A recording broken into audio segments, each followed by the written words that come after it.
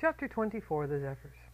Whenever I think of the great lessons that animals have taught me, I feel special gratitude to a wise little philosopher who for some time was my clandestine companion and tutor. Our friendship was clandestine because this particular fellow adventurer happened to be a skunk. Not a home-broken specimen, but one who lived a bold and independent life of his own with great skill and success, considering the general disapproval of him. His name was Zephyr. Somewhere in the hills nearby he had an undiscoverable hideaway where he could safely spend his days without being shot at. Nearly everyone in the neighborhood hated him for his nocturnal visits and feared him for the things he did to the surrounding atmosphere when they violated what he regarded as his rights as an American citizen. Zephyr specialized in prowling around in backyards, cellars, and garages in quest of food and adventure. This naturally brought him into frequent conflict with the neighbors. They often mistook him for a big cat in the darkness, and using indiscreet methods in trying to evict him, thereby reaping dire results. They used almost every method known to end his career, but none of them had ever been successful. He was too smart for them with his defense and offense techniques. My first meeting with Zephyr took place one night in my backyard. He had just knocked over the garbage container and was inspecting the contents. Hearing me, he swung around and readied himself for anything. I stood very still, as other animals had taught me, and began talking silently across to him in a friendly way. I assured him that he was welcome. I suggested that he continue what he had been doing while I sat down on the ground and enjoyed the evening. Not a move did he make, except with his sharp, penetrating, calculating little eyes. But I knew what he was up to. He was adding and subtracting me. Sensing the mental atmosphere I was diffusing in his direction, he was evaluating my motives and attentions. Finally he turned around and gave his full attention to the garbage. Not once did he look back to check on what I was doing.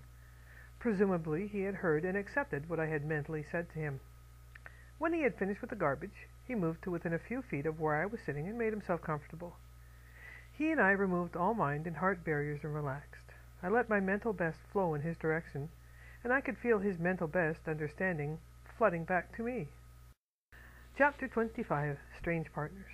I have a wonder-working friend who does most of his exploring within the walls of his chemical laboratory not far from Pasadena, California. His name is J. William Jean, and he has acquired a considerable reputation not only for the many unusual and useful things he produces, but also for his ability to solve seemingly unsolvable problems for the petroleum, rubber, airplane, and other great industries. To most of his professional associates, Jean is a very mysterious fellow. What makes him so is his ability to get results they themselves were unable to achieve, even when using the same formulas and equipment, and outwardly at least doing their work in the same way. Curious about this too, I spent quite some time in my friend's laboratory watching him work, listening to him tick mentally, and trying to find out how he was relating himself to the bacteria and other forms of microorganism with which he happened to be working. I had a very limited knowledge of chemistry, and the forms of life that my friend was working with were only a few thousandths of a millimeter long, but gradually I began to penetrate the mystery and to discover his secret.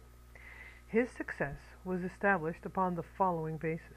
The first was his firm conviction that all things, regardless of how humans are accustomed to defining and classifying them, are God's purpose in action.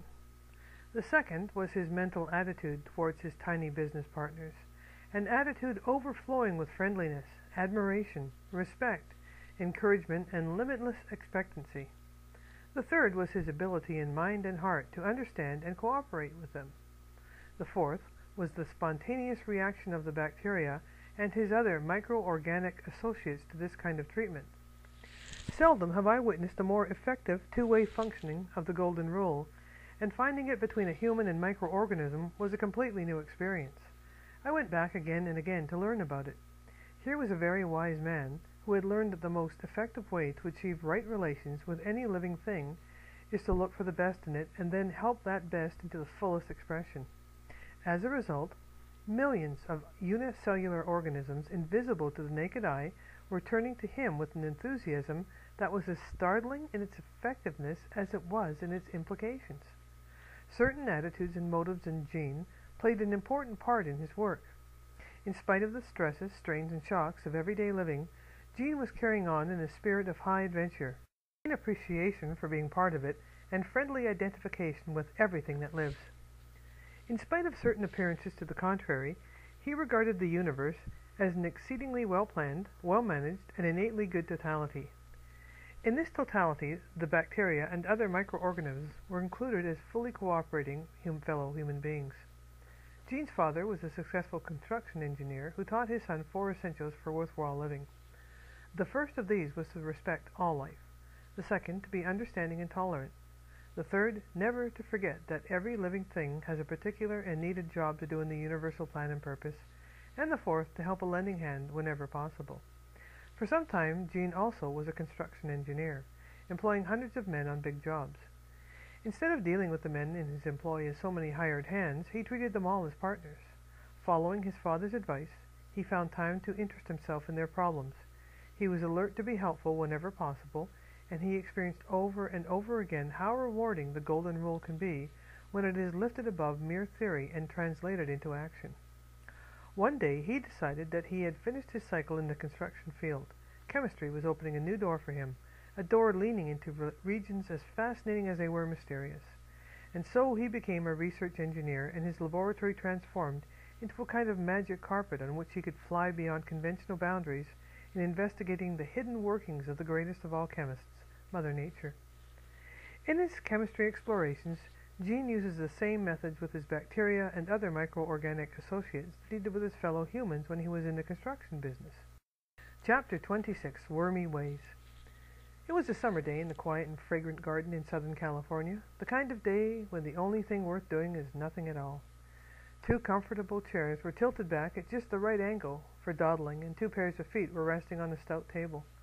The bare feet belonged to me, those in riding boots to a friend named Axel Steen, a civil engineer, inventor, bacteriologist, and authority on natural resources. We were talking about the vast amount of generally unappreciated good that animals have contributed to us humans down throughout the centuries. I asked Steen what animal he considered to have been the most useful in this respect. It was a good question to toss in his direction. He has traveled far and wide, is a professionally trained observer, and has a keen analytical mind. That's easy, said Steen, without giving the matter much consideration. The most useful animal is the earthworm. The earthworm, I said? Just that, he replied. There is nothing in the animal kingdom that can top the earthworm in usefulness. As a public benefactor, he is in a class by himself. If you don't believe it, come on out to the ranch and see for yourself. A few days later, I visited his foothills ranch about an hour's drive away, where I found that he had been quietly carrying on scientific experiments with earthworms for quite some time, and accomplishing almost unbelievable results with them. What I saw there confirmed what he had said about earthworms. It was so humbling and broadening that I went back again and again to get better acquainted with the worms and let them teach me lessons in the art of living that have enriched my life ever since. The only worms that I had ever known socially were those I had impaled on fishhooks or kicked out of the way to avoid stepping on them. Because of the many things I had been mistaught about them, I thoroughly disliked worms. The mere sight of them had a tendency to send me into an emotional tailspin of loathing and disgust. Under the expert guidance of my friend Steen, however, I came intimately to know hundreds upon hundreds of these unassuming creatures and to watch them at work. Taking me into the special laboratory where he worked on most of his experiments, Steen filled his hands with worms from one of the many bins and gently placed them on freshly shoveled up earth on top of a large table, so that I could watch them at close range. "They're not much to look at," said Steen rather wistfully, "but if you will watch them carefully and with an open mind, you will begin to see for yourself why these little fellers are such important benefactors, and why they are so essential to us humans, especially at the present time." Steen placed more worms on the earth pile. "Until fairly recently," he continued, "the earthworm was giving little credit for anything. Then came an alarming discovery. A very serious setback in crops throughout much of the country was found to be caused by the steady disappearance of earthworms from the soil. As the earthworms disappeared, so did the crops, leaving the earth barren and unproductive, in spite of all the mechanical, chemical, and other human efforts to revitalize it. Because of this threat of general disaster, there is something much like a stampede by orchardists, farmers, ranchers, and amateur and professional gardeners to get the earthworms back into the soil again. We watched the worms that Steen had dropped onto the pile of earth. They did not seem the least bit disturbed at being so suddenly taken from relatives and friends and dropped onto unfamiliar territory. For a while they moved about slowly and rhythmically, inspecting the terrain. Then, as though they had all heard a foreman's whistle, each worm settled down right where it was and went diligently to work. I was not aware that they were at work, however, until Steen explained the situation to me. Each worm was swallowing earth in particles through its front end, grinding the particles exceedingly fine by means of an inner organ similar to a chicken gizzard, and letting out through the other end a fertile, nutritive, and productive soil. They all loosened topsoil so that it could more easily absorb oxygen and moisture. I began to understand why Steen had given earthworms such a high rating as useful citizens, and I understood for the first time why he was getting such unusual sizes and nutritive values in all the things he was raising in his experimental gardens. Once again I had come upon the example of a human reaping rich rewards by practicing the golden rule with animals, even though these animals appeared to be despised little earthworms. Steen was dealing with earthworms not only as fellow beings, but as admired and dependable partners in a great enterprise. He worked on the premise that the same universal intelligence and energy which animates and governs one form of life also animates and governs all other forms of life. With his scientific knowledge, his experience, and his ability to understand the point of view of the worms, Steen does everything he possibly can for their satisfaction and happiness. As their part in this relationship balancing, they do all his plowing and cultivating and provide for him the finest topsoil known, thus enabling him to produce exceptionally fine results in trees, fruit, vegetables, and flowers. In order that I might see another kind of their useful work, I was taken to a special observation bin which had just been filled with garbage. Steen placed quite an army of his little partners on top of the garbage. There was no confusion among the worms as they landed. They seemed to know that there was a specific job to be done. Each worm knew how to do it. Each went immediately to work without having to be bossed or watched. Before the day was over, those little craftsmen had taken practically all the bad odors out of the garbage, which otherwise would have become poisonous gas. Within a few weeks, I went back as often as possible to watch the marvel of it all. Every particle of that garbage had been transformed into nutritive soil.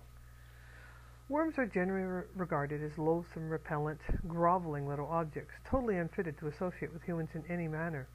Yet every one that I met socially and educationally at the Steen Ranch was an inspiring example of unselfishness, industry, dedicated service, harmony in rhythm, and creative action.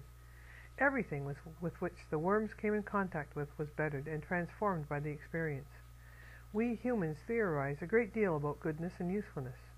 Those little worms were really living the qualities, and none of them taking a bow for it either. So if you should ever encounter me walking along a dirt road and see me pause, lift my hat, and bow in the direction of the ground, you will know that I am paying my respects to a passing earthworm. I am grateful for the privilege of occupying the same earth with such a modest, unselfish, and exceedingly useful citizen. Chapter 27, Ant Code. For the first time in many years that I have lived there, my little house in Southern California had been taken over by members of the Formicordia family, commonly known as ants. I made the discovery at the close of a hot day as I went out onto the back porch to get some food for that night's dinner.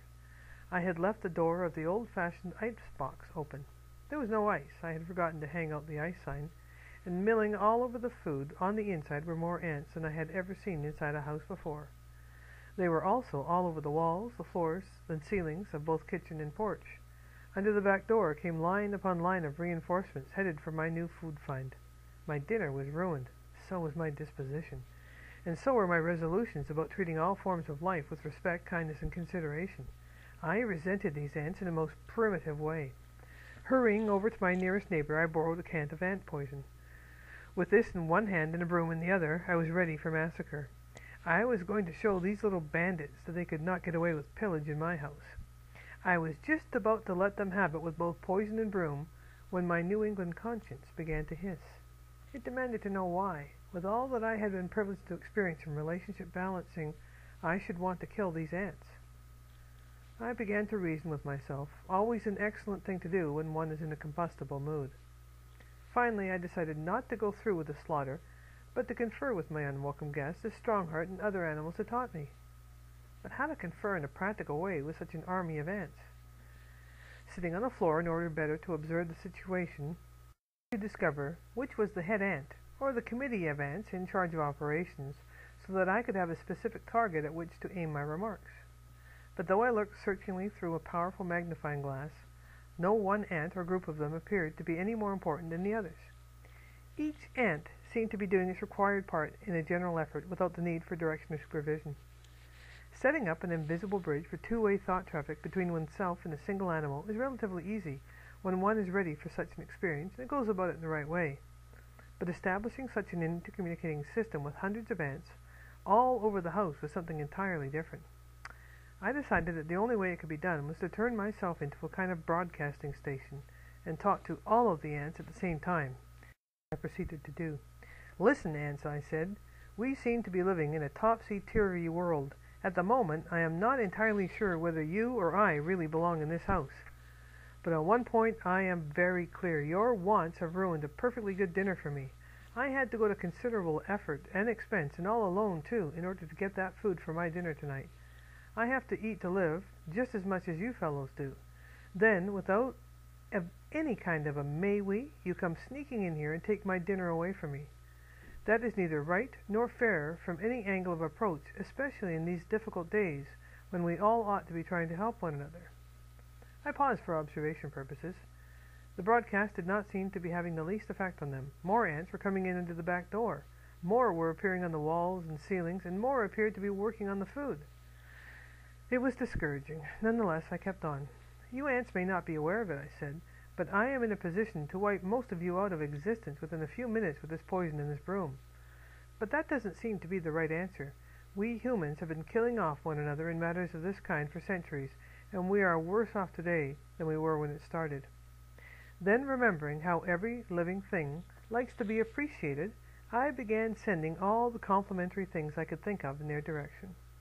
I told them how much I admired their keen intelligence, their zest for living, their complete dedication to whatever they happened to be doing at the moment, their harmonious action in a common purpose, their ability to be working together without misunderstandings or the need to be constantly told what to do. I paused to take another look through the magnifying glass. The situation seemed to be worse than ever. I decided to bring the broadcast to a close. "That's all I have to say to you, ants," I said. "I have honestly done my best in this situation. The rest is up to you fellows. I am speaking to you as a gentleman to a gentleman." I went into the living room and sat down in a chair. I felt dejected. Also, I began to wonder if I were not mentally unhinged. Things did not seem to be moving in that direction.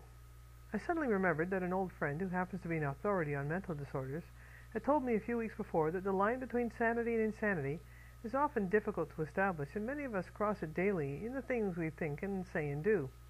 Had I crossed the line in my broadcast to the ants? Was it sane to try and set up a gentleman's agreement with them? Confusion to a comedy theater, and tried to forget the entire experience.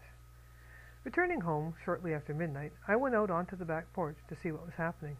There was not an ant in sight, not one. The icebox door was still wide open with the inviting food inside, and there was some food on the nearby table, but not an ant in sight. I went over practically every inch of the floor, wall, and ceiling space in the house with a flashlight, but not one ant could I find. Those little fellows had actually kept their part in this gentleman's agreement. Chapter 28. Musca domestica. Freddy was a fly. To ordinary observation, he was just a common, get-the-flit-gun and let-'em-have-it housefly. The kind of creature you kill the instant you see it, not only for your own good, but for the protection of your fellow man. Outside of the high rating he got for me, Freddy was utterly without social standing. Indeed, the only thing that gave him the least bit of distinction was the name that a Swedish naturalist conferred on his kind back in the 18th century. Musca domestica, he called them. My first meeting with Freddy took place early one morning in the bathroom while I was shaving. Suddenly, a fly landed right in the middle of the magnifying mirror into which I was looking, creating the illusion that he was actually on the end of my nose. Watching him somewhat cross-eyed as I shaved, I began wondering why, with all the other places in the bathroom for fly landings, he had to select the middle of my mirror. I also wondered what he was thinking about. My conclusion was that since he was in Hollywood, with its high-powered pretending and show-off influences, he was posing there like an attention-seeking actor. getting a narcissistic reaction from the magnifying properties of the mirror and using me as an audience. I got to speculating as to how it happened that such a common little nuisance as a housefly was privileged to move its body through space with such freedom, ease, and delight, while I, who was supposed to be so incomparably superior, could scarcely get off the ground at all under my own horsepower, except in the most ridiculous little hops. Why were flies given the ability to walk around on walls and ceilings, and to play, meditate, and even sleep on them, while I was denied the privilege? Later, while having breakfast in my little kitchen, I looked up from my newspaper, and there on the edge of my plate was another Musca domestica. I wondered how these flies were getting into the house. After breakfast, I went into the living room to begin the day's writing chores, and there I discovered another fly standing on top of a pile of yellow typing paper. If there are 3 flies in this house, that's one thing, I told myself. But if the 3 flies that I have seen this morning are only 1 fly, that is something else. I hurried into the bathroom, but there was no fly on the mirror. I went into the kitchen, but there was no fly there. Back again to the desk, but no fly on the yellow paper, so I sat down and waited. Perhaps 2 minutes ticked by, then a fly appeared. He was coming through the direction of the kitchen, and he was riding a shaft of sunlight, like a tiny plane returning from a mission. It looked as if the 3 flies in the house were only 1 fly, and he seemed to be following me around like a lonesome little dog that was looking for understanding human company. The little fellow circled round and round just above my head, then he dived, banked, and landed again on the pile of yellow paper. For some time we looked at each other without the least outward motion, but with plenty of action in our thinking areas. Then I cautiously placed a forefinger on the edge of the pile of yellow paper, and with all the friendliness I could put into it, asked him if he would not like to come on board so we could get to know each other a little better. Movement too swift for the eyes to follow, he was off the paper and on to my finger. I lifted the finger to eye level and began watching him through a magnifying glass. For a few minutes he was very quiet. Perhaps he was planning what to do next. Then, with a quick step so characteristic of flies, he began parading up and down the full length of my finger, as if he were marching to the music of an invisible brass band. Now and then he would pause and then resume his parading. He gave the impression that he was having a perfectly wonderful time, and hoped that I was too. In the midst of all the swift bodily movement, he stopped abruptly, swung completely around, marched over to the middle of the finger, and began rubbing his legs over his head, causing it to bob briskly up and down in my direction. Assuming that this could be his way of expressing appreciation, and not to be outdone in good manners in my own house, especially by a fly, I began bowing just as politely back to him. I was grateful that none of the neighbors could see me through the windows. Curious as to what his reaction might be, I abruptly tossed the little fellow into the air. It did not disturb him in the least. In fact, he seemed to like it. He cruised slowly about just above my head, and when I pointed my finger up in his direction, down he came, landing on the fingertip, as though he and I had been doing such things for a long time. I did this again and again, but every time he was tossed off, he would always return to the extended finger and resume his parading, posturing, and head bobbing. As we paused after one of these landings, I slowly reached over with another finger and touched him. He skidded a little, even with the extreme gentleness of the touch, but he did not take off, nor did he show the least sign of fear. I began slowly stroking the edges of his wings, and silently talking across to him, not as to a fly with all the limiting and condemning things that we humans usually fasten on flies, but as to an intelligent fellow being. While the world about us was deeply bogged in misunderstanding, fear, and destruction, all was exceedingly well between that little housefly and me, at least for the time being. Chapter 29. Mrs. Grundy. At precisely 7 o'clock the following morning, the little housefly was waiting for me in the middle of the shaving mirror in the bathroom. Later he followed me into the living room like a tiny aerial dog, and while I worked at my desk he entertained himself nearby. Whenever I would pause, extend my finger in his direction, and invite him to come aboard, he would always do so, and usually in the most artful way invite me to stroke his wings. At 7 o'clock every morning thereafter, and for as long as he was part of the earth scene, he would be waiting for me on the shaving mirror, and for the rest of the day we would be practically inseparable. A few days after getting to know him, I gave him the name, Freddie the Fly. I knew he approved of it because he always responded to the name whenever I called him, regardless of whether I did so mentally or vocally. We turned ourselves into a couple of experimental guinea pigs, so to speak, to see how far we could go in really understanding each other as fellow beings. There were no charge for such irregular proceedings, no cooperation, no encouragement, not even a friendly nod from those who usually understood such oddities and applied curiosity. My partner in the enterprise was a common little housefly, and that automatically placed the entire effort completely outside practically all human approval. With the possible exception of the weather, everything was against us. But that only added more interest and zest to the adventure. The heaviest opposition to the experiment came from the attitude of that legendary old social despot, Mrs. Grundy. Mrs. Grundy, you know, disapproves of everything she does not understand, and Mrs. Grundy had formerly ruled for all mankind that no one with the least bit of intelligence and self-respect would have anything whatsoever to do with a fly except to destroy the nasty little pest. This murderous attitude comes from the conviction that humans and flies have nothing in common except birth, uncertainty, trouble, and death. According to Mrs. Grundy, Freddie and I were incurable enemies, engaged in a never-ending warfare in which no quarter could be asked or given. A warfare in which Freddie and his kind were constantly looking for opportunity to jab disease germs into me, and my kind, while we humans were enlisted in a crusade to destroy every fly in sight, firm in the belief that the only good fly is a dead fly, and the deader it is, the better. Mrs. Grundy thinks that while it may be permissible for a human to companion with certain kinds of animals, any such effort with the fly is absolutely taboo. Any social gesture made in the direction of a fly, or any attempt to deal with one as an intelligent entity, not only contrary to nature and common sense, but that any one found so doing should be turned over to the proper authorities for immediate attention. Our venture right at the start had to face the fact of Freddie's reputation, and that, I have to admit, was awful. He was by reputation a worthless little bum, a nuisance, an outlaw from all respectable circles, a social irritant, a disease carrier, a ruiner of human health, happiness, and peace of mind. So, like all flies, Freddie lived with a constant death sentence over him. Even inside my house, there was always a possibility that some friend would drop in when I was not there, and not knowing that Freddie was my special house guest, would try to kill the little fellow by way of doing himself, me, and all the rest of the world a favor. Freddie, however, was a philosopher and an artist in living. He never permitted enmity in any form to interfere in the least with the fun he was able to get out of the minutes, as he played along with them and they frolicked along with him. One morning in the early days of our friendship, while Freddie was standing in the palm of my hand getting his wings stroked, I decided that it was high time to get a bridge for practical, two-way thought traffic set up between us, so that each of us could share his state of mind as well as the beat of his heart with the other.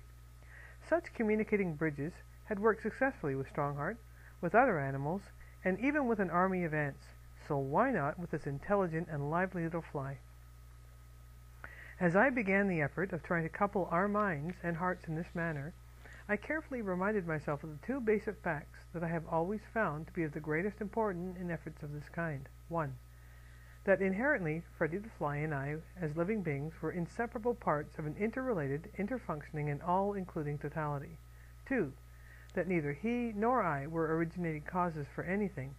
Instead, were individual, living expressions of a universal divine cause or mind that was ever speaking and living itself through each of us and through everything else. With these thoughts in the forefront of my thinking, I began silently talking across to Freddie as a fellow being, just as I had learned to do with Strongheart.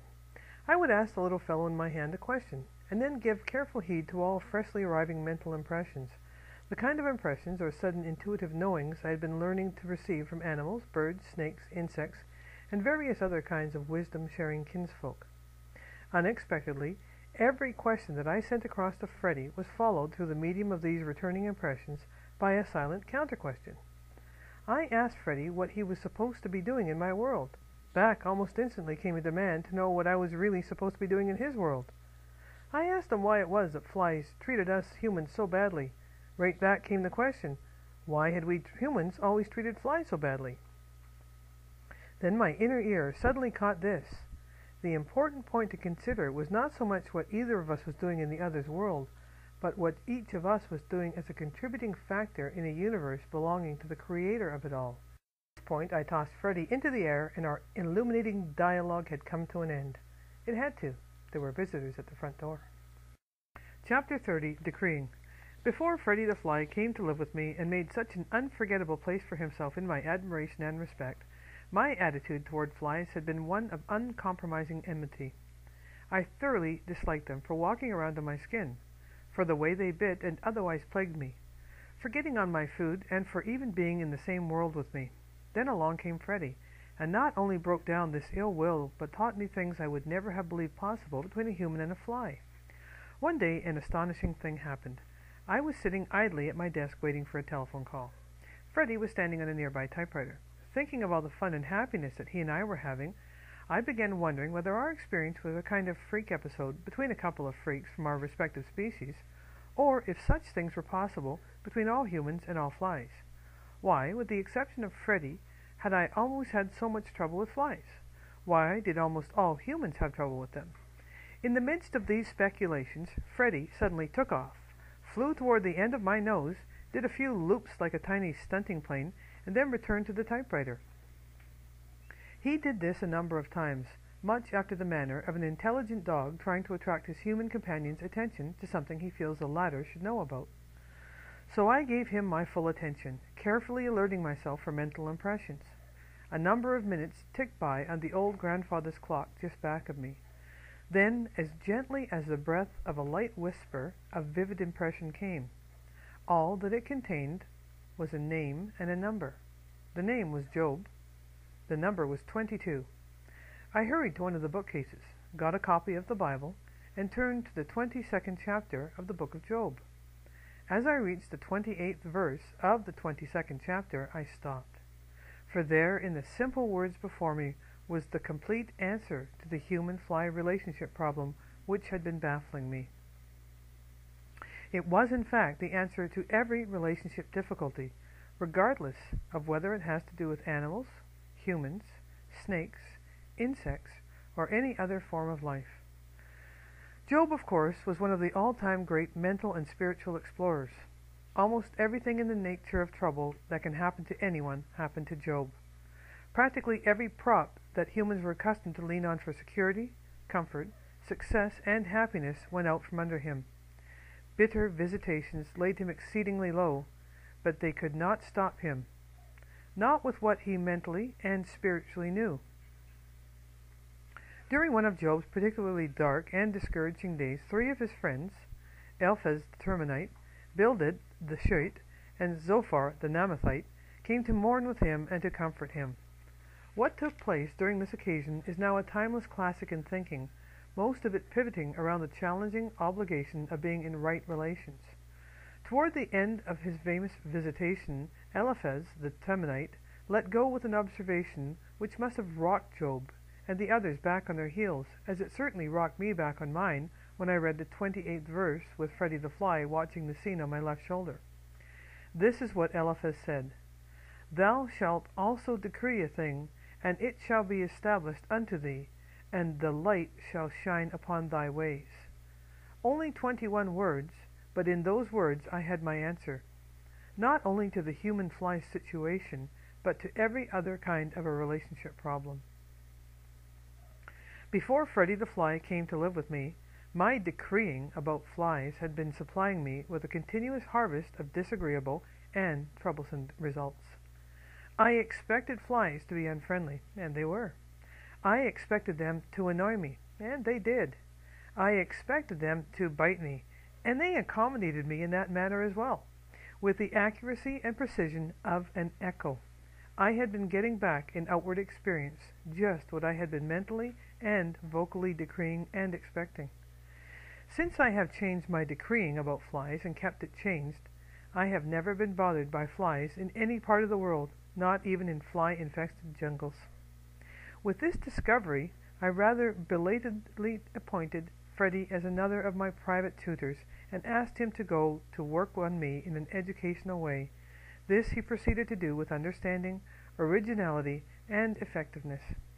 Our curriculum followed the same pattern which had been so successful with the dog Strongheart and other animals. I searched for fine character qualities in him with the aid of a book of synonyms and a dictionary, and then studied what he did with those qualities in his moment-by-moment living. Freddie's teaching methods were ingenious, entertaining, and instructive. One of his favorite techniques was suddenly to appear a short distance off the end of my nose and began doing aerial acrobatics. This would divorce my attention from whatever I was doing and focus it on him, which is just what the little show-off desired. Then silently if I were alert enough to pick it up, or by some kind of physical action if necessary, he would get across to me what I felt I needed to know at the moment, getting across to me not as a fly, as we humans usually define and limit them, but as a fellow expression of the mind of the universe. So I sat at the feet of that little fugitive from a fly swatter, and he helped me to find and understand the real nature of a fly back of its physical appearance. And the more I was able to do this, the easier it became for us to go beyond conventional boundaries and conditions and move in understanding and harmonious accord. Does all this seem too far-fetched and incredible for serious consideration? Then hear what one of the greatest thinking geniuses of all times has said. He is Meister Eckhart of Germany, who graced and blessed this world with his presence between the years 1260 and 1327. Said Master Eckhart, speaking from out of the depths of his vast wisdom and vision, "When I preached in Paris, I said then, and I will regard it well said, that not a man in Paris can conceive with all his learning that God is in the very meanest creatures, even in a fly." Chapter 31, Clean Slate. One morning as Freddie was watching me shave, an idea came to me. It was this: that for me to know that my little companion existed at all, he first had to appear as an image in my individual mind. Otherwise, I could not possibly be aware of him. First, I must identify him as a mental image or idea, and then project that mental picture from the subjective into the objective state.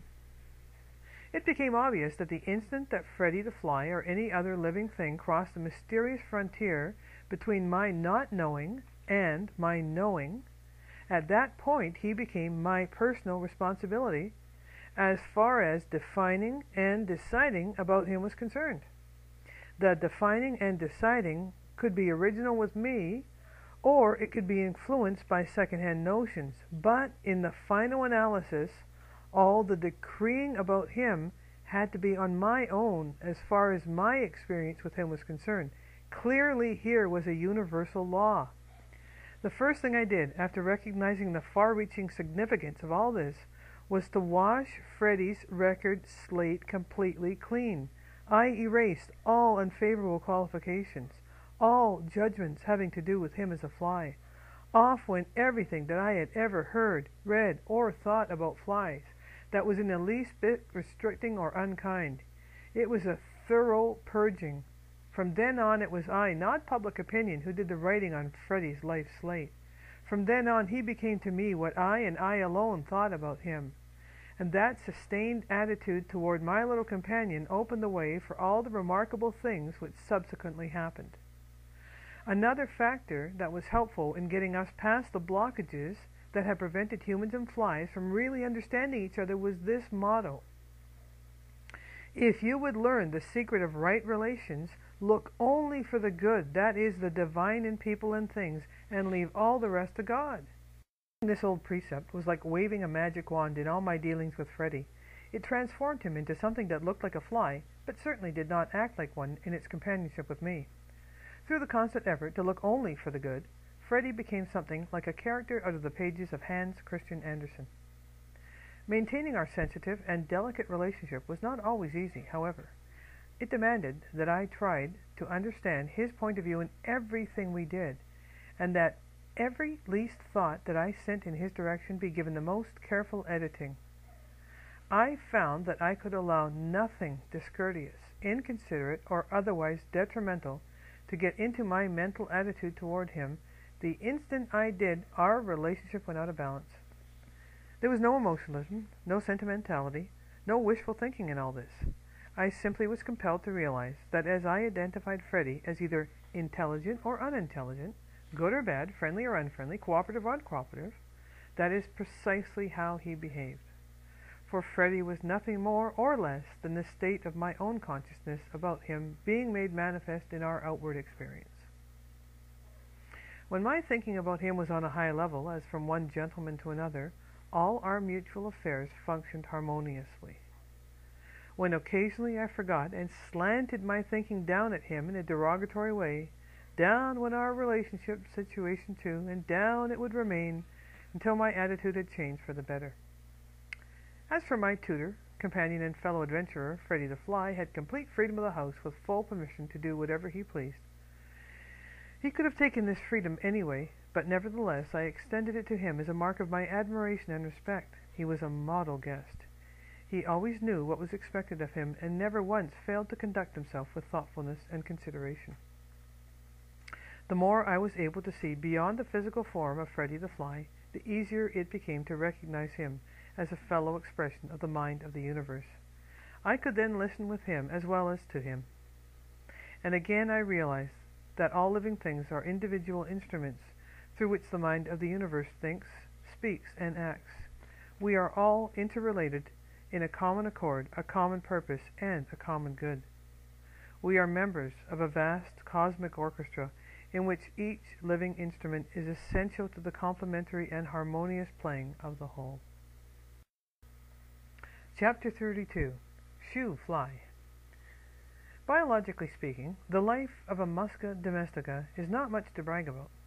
Born into a world of ceaseless enmity and trouble, it goes through a few weeks of earthly existence and dies.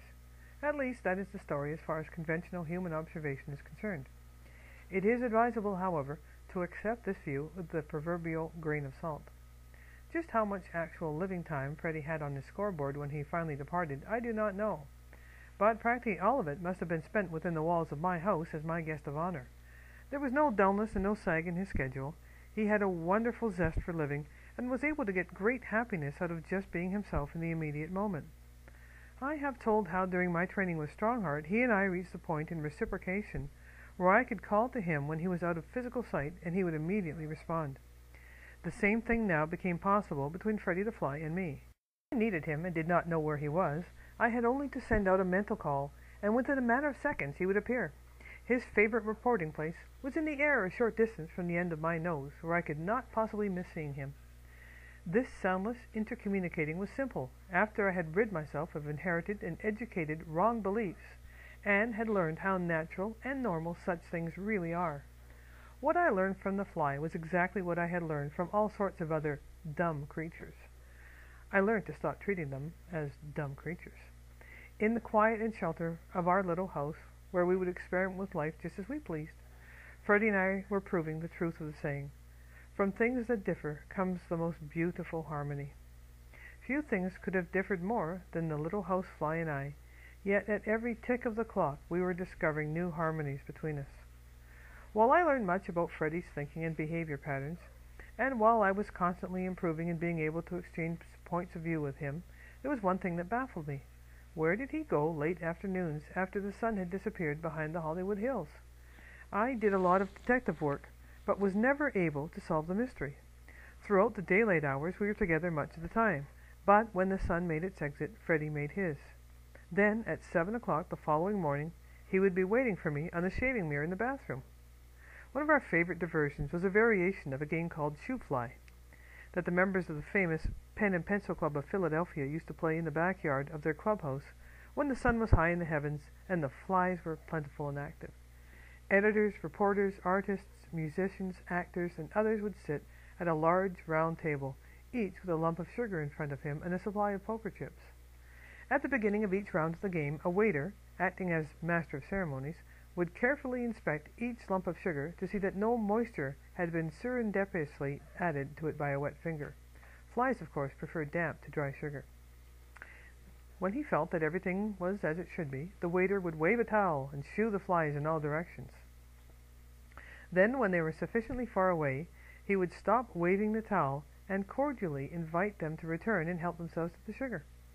For each fly landing on his particular lump of sugar, a player was entitled to 1 chip from all the players. It was social gambling at one of its most indolent and nonsensical forms. The version of this game that Freddie and I played was just as nonsensical, but lots of fun nevertheless. I would first mark off the palm of one of my hands into 2 landing fields with a colored crayon, one representing his side and the other mine. At the beginning of each round of the game, I would get Freddie to stand on the tip of one of my fingers. Then I would suddenly toss him into the air. As he headed back, I would open the marked hand for his landing, and then mark down our winnings and losses, according to which side of the line he landed on. He beat me consistently at the game, but then he was the one doing the flying and making the landings. When Freddie finally disappeared from the earth scene, I owed him over $300,000 in make-believe money. Of course, he and I played for big stakes. When I tired of the game, he never seemed to, I would invite him to park himself with wings stroking distance, and the pair of us would relax and quietly listen to the voice of existence as it silently spoke through each of us to the other, and once again the little housefly and I would experience the great truth that where there was mutual understanding, mutual courtesy, mutual respect and appreciation, there is always comradeship of life. Chapter 33. The Brush-Off.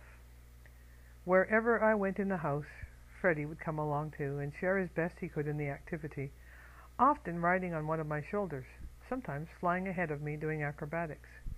If I were in a hurry and raced through the rooms, he would always shoot ahead and show me how little accomplished I was in speed and agility.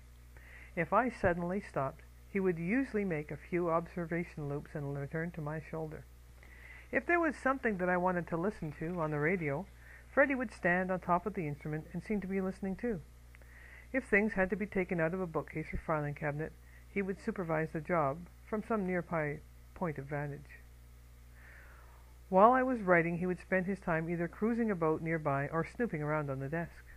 While Freddie had permission to do whatever he pleased, there was one social amenity that I insisted he must observe.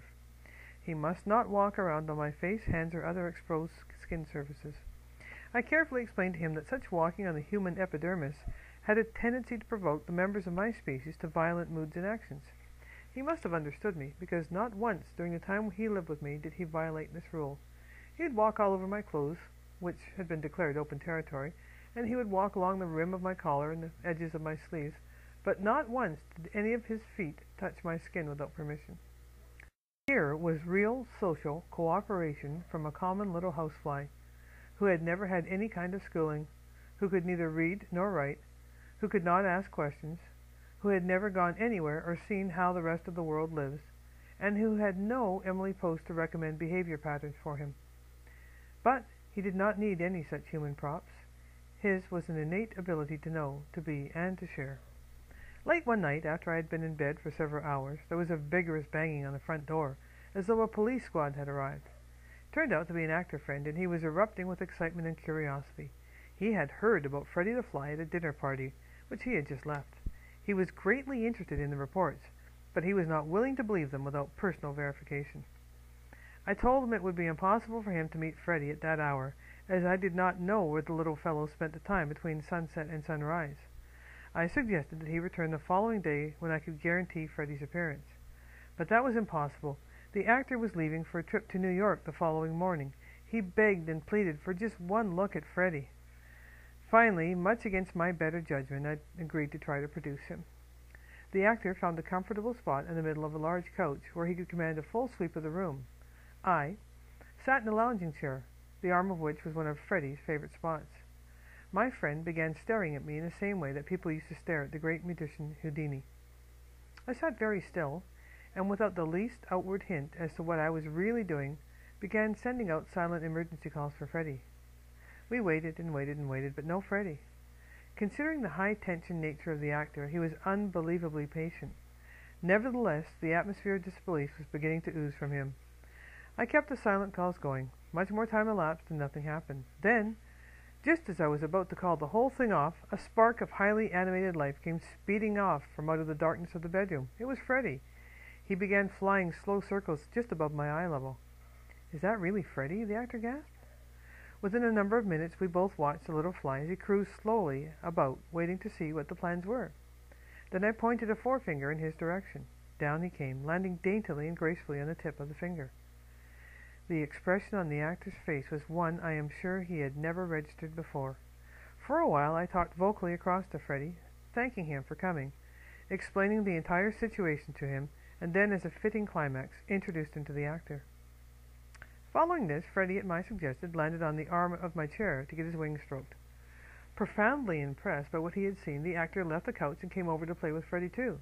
But, as he stretched out his hand, Freddie took off, flew to the ceiling, and would not come down again until the actor had returned to the couch.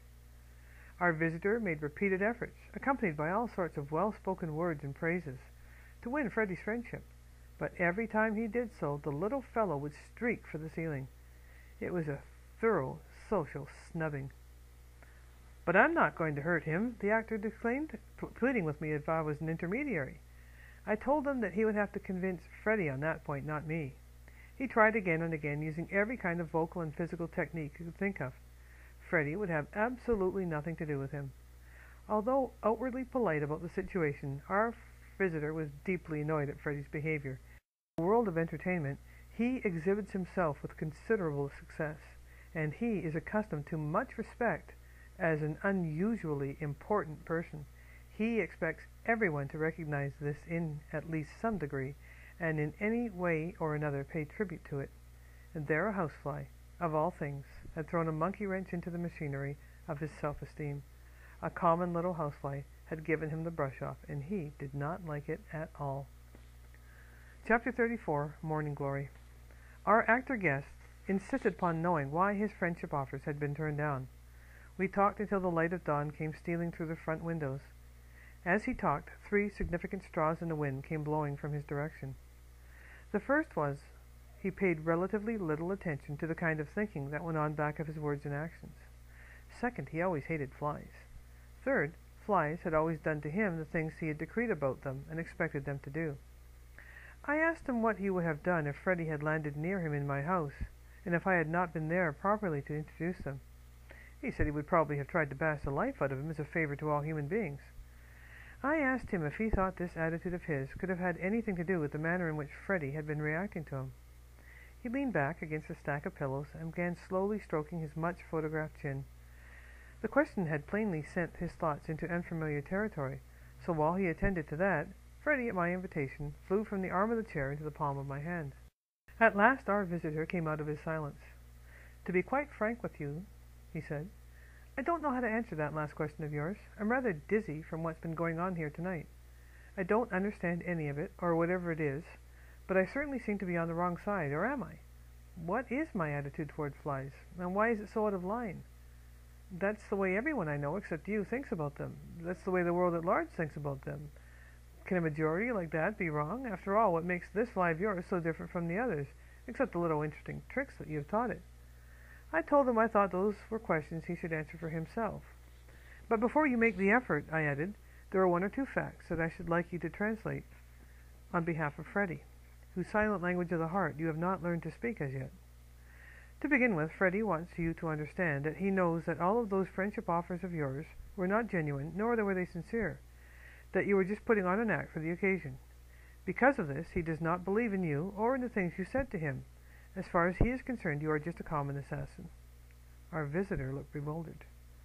Probably no one had ever talked to him like that before, at least not since his pre-fame days. I could see he was trying to figure out whether I was really serious or having fun at his expense. Before he could arrive at any definite decision, however, I let him have it with the other barrel. "The personality which you have cultivated, and which serves you so well professionally and socially," I said to him, "may be good enough for your human contacts, but it isn't good enough for this little fly, as he has plainly shown you. When you and the fly came into visible contact with each other here tonight, he began making a swift and accurate inventory of you, not merely of your physical appearance and the sounds you were making in your throat, but more particularly of the mental atmosphere that you were diffusing and of the inner attitude you were projecting at him. He could feel all of this as definitely as though you had touched him with your hand.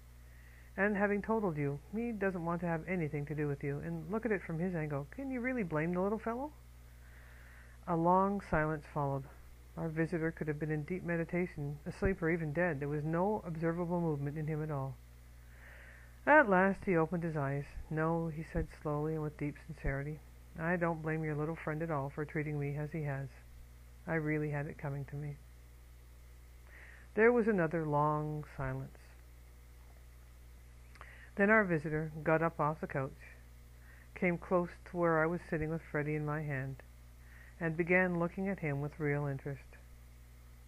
Freddie turned swiftly around and headed in his direction. But this time he did not take off for the ceiling.